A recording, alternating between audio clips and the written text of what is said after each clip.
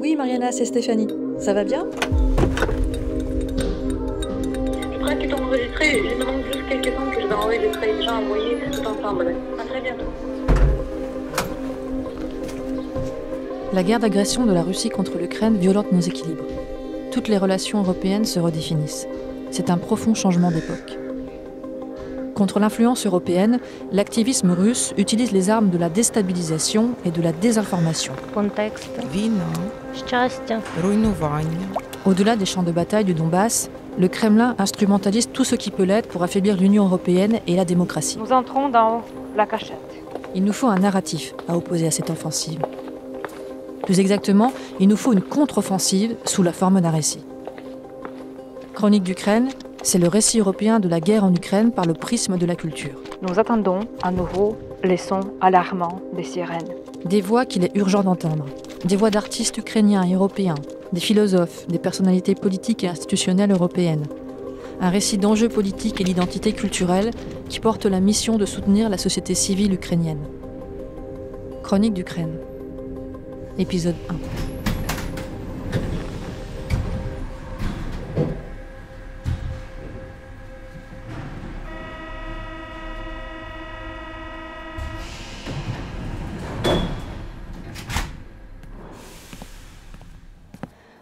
Alors nous sommes à Paris, on se rend au Relais Culture Europe, proche de la gare de l'Est, tout à côté de la gare de l'Est. Le Relais Culture Europe qui est un mini-institut culturel, en tout cas qui centralise le conseil pour tout le secteur de la culture, pour les financements européens. On va rencontrer Pascal Brunet, le directeur du Relais Culture Europe, pour parler de l'Ukraine et de l'Institut culturel ukrainien.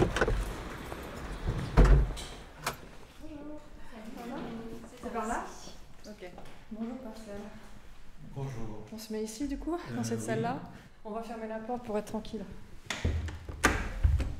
Pascal Brunet, je dirige le Relais Culture Europe. Ici, nous sommes une micro-institution publique qui a essayé d'organiser le débat sur la culture et l'Europe et faciliter l'accès à tous les outils européens, les fonds européens pour les acteurs culturels français, francophones et européens, bien évidemment.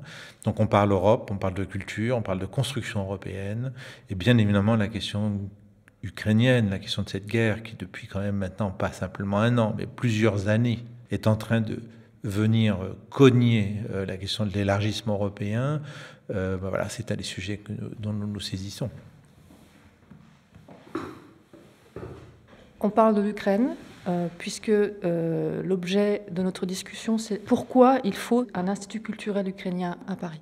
Je ne pourrais peut-être pas répondre directement, mais je pense que depuis plus d'un an maintenant, depuis en tout cas cette phase de l'agression russe de l'Ukraine, nous sommes devant un peu notre méconnaissance, en fin de compte. On a découvert l'Ukraine, alors on la connaissait, hein, mais on a découvert la richesse, la modernité, les antagonismes, et puis une extraordinaire création.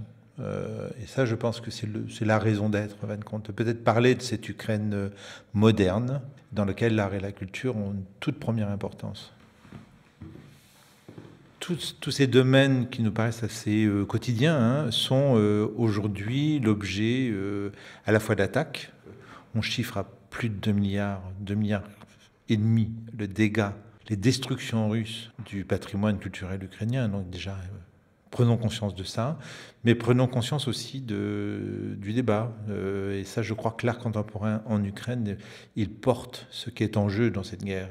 À la fois se défendre, mais se défendre aussi par un certain type de société où la liberté d'expression, la liberté de création est un des constituants d'une multiculturalité, d'une société contemporaine composite, qui est, je crois, ce qu'est l'Ukraine.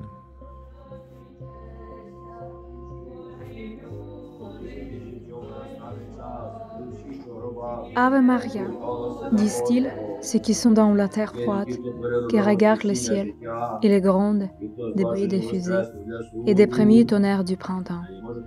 La surface de la chair humaine tremble, saigne d'un marchand métallique, par agonie sauvage, par agitation tranquille. Et maintenant, nous allons retrouver Olga Saidak, directrice de l'Institut culturel ukrainien. Bonjour Olga. Bonjour Stéphanie. Olga, merci d'être là en tant que représentante de l'Institut culturel ukrainien. D'où venez-vous? Votre parcours à vous, professionnel. Мій персональний досвід є таким, що я до Donc, 2014 concernant mon року expérience займалася personnelle, бізнесом jusqu'à в сфері 2014, мистецтва і donc, антикваріату. je travaillais principalement dans le domaine de l'art et des antiquaires. Et en 2019, j'ai créé une fondation dont le but a été de faire connaître les régions de l'Ukraine l'une à l'autre à travers des projets culturels. Тому що саме в 2014 році, після революції En 2014, ce qui s'est passé, c'est qu'après la révolution de la dignité et donc l'intervention à l'intérieur du pays par la Russie, nous nous sommes rendus compte que les gens qui habitaient dans différentes régions d'Ukraine, notamment entre l'Est et l'Ouest, on s'est rendu compte qu'ils ne se comprenaient pas forcément l'un l'autre sur le plan culturel. Si on résume, l'Institut culturel ukrainien, c'est un projet qui vient de loin et ça devrait déjà être ici. Pourquoi est-ce que c'est bloqué depuis beaucoup de mois? Pourquoi est-ce que l'Institut culturel ukrainien n'existe pas encore vraiment à Paris? Наразі така окрема інституція публічної Avoir культурної des дипломатії institutions потребує значного aurait demandé фінансування, beaucoup de financement, beaucoup якого d'investissement. зараз Україна Malheureusement, le не може pays n'est надати, pas тому що aujourd'hui всі en наші mesure кошти, de всі pouvoir бюджети financer спрямовані на le travail de ces захист людей institutions, і на puisque гуманітарні tous les потреби moyens sont всередині. dédiés aujourd'hui à la protection de la population civile et aussi à la guerre. У Франції ситуація En виявилася France, la même складнішою, situation se тому що révèle французький d'être un peu інститут plus підпорядковується complexe. відразу Donc, двом puisque міністерствам: l'Institut Міністерству français, закордонних справ il і Міністерству dépend à культури. la fois des deux ministères, euh, celui de la culture et Ці celui des affaires два étrangères. міністерства Et donc, дуже довго ces derniers ont mis un розглядали, чи peu de можливо, temps чи зручно pour в justement такий étudier la спосіб підтримати faisabilité українську de ce історію. projet en France. Un des crimes qu'a commis Poutine, c'est un crime contre l'histoire. Vers 2014, c'est quelque chose qui a été dit dans le monde entier et on a laissé ce crime contre l'histoire être là. Est-ce que la culture doit avoir ce rôle de dire la vérité sur l'histoire, de maîtriser le récit?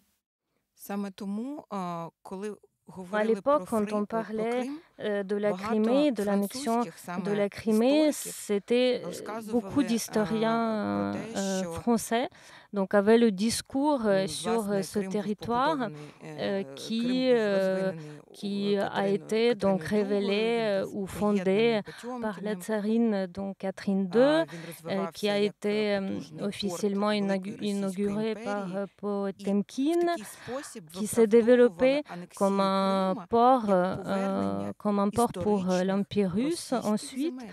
Et donc, de ce fait, l'annexion de la Crimée, elle a été justifiée comme un retour des terres russes à la Russie.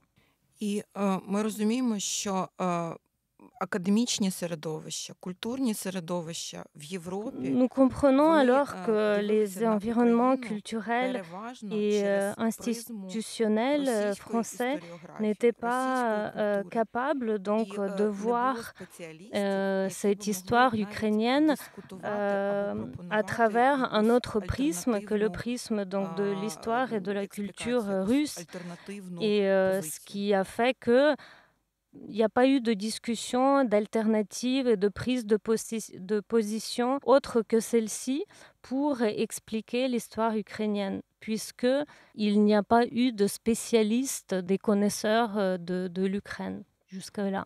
І це не тільки у Франції, це Cette переважно situation, в elle усій n'est pas Європі. На propre Україну que дивилися à la через France. призму Росії. Elle est propre aussi à d'autres pays européens, donc de regarder l'histoire de l'Ukraine à travers le prisme russe.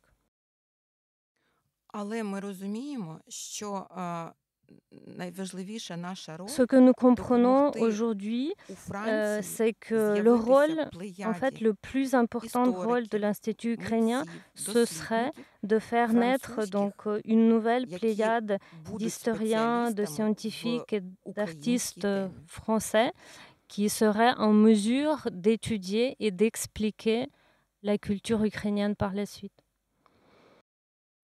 Ce podcast Chronique d'Ukraine, il est fait pour entendre les voix d'Ukraine, ta voix, mais aussi celle de Mariana Maximova, qui est une jeune autrice qui est en Ukraine et qui écrit des textes sur son pays depuis le début de la guerre et peut-être avant. L'Institut culturel ukrainien va servir à accueillir ce genre d'autrices, ce genre d'artistes, pour les faire entendre plus fort.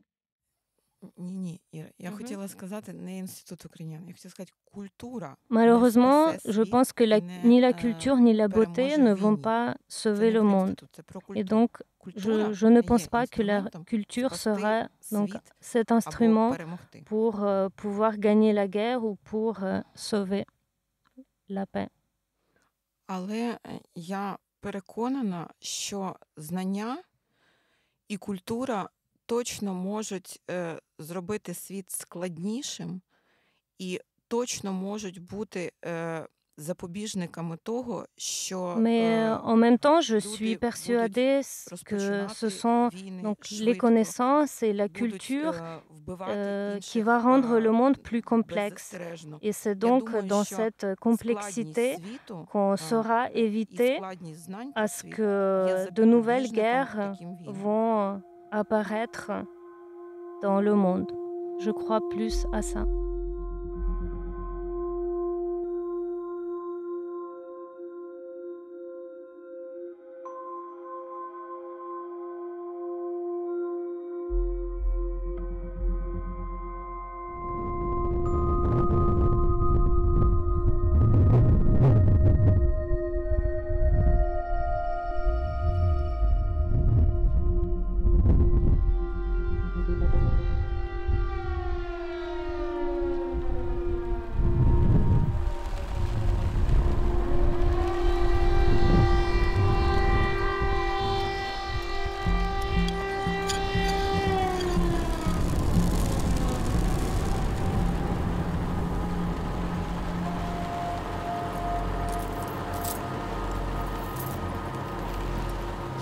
Un jour à Yavoriv.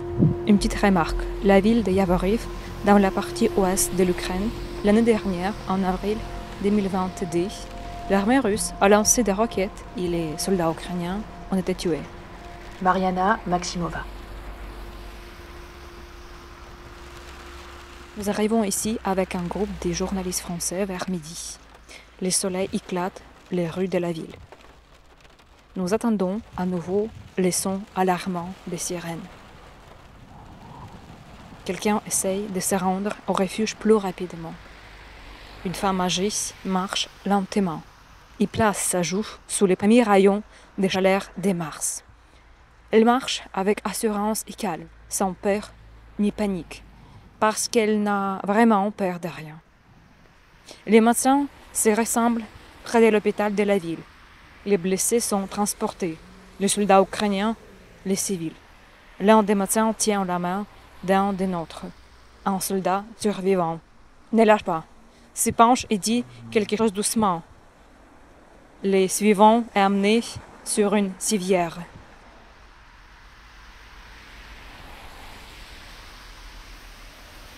Nous entrons dans la cachette. Les vieilles femmes croisent les mains pour prier. Notre Père qui est aux cieux, que ton nom soit sanctifié, que ton règne vienne, que ta volonté soit faite, sur la terre comme au ciel.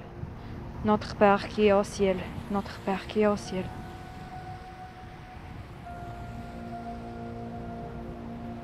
Avez-vous peur de rester ici plus longtemps? Demande le journaliste français au vieil homme qui est le premier à quitter le sous-sol de l'hôpital de la ville.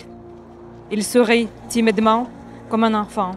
Après, il fait une pause, regarde le ciel, contracte à nouveau timidement les muscles de son visage. Non, je n'ai pas peur. Sans écouter la question suivante, Ils marchent, disparaissant tranquillement dans la lumière.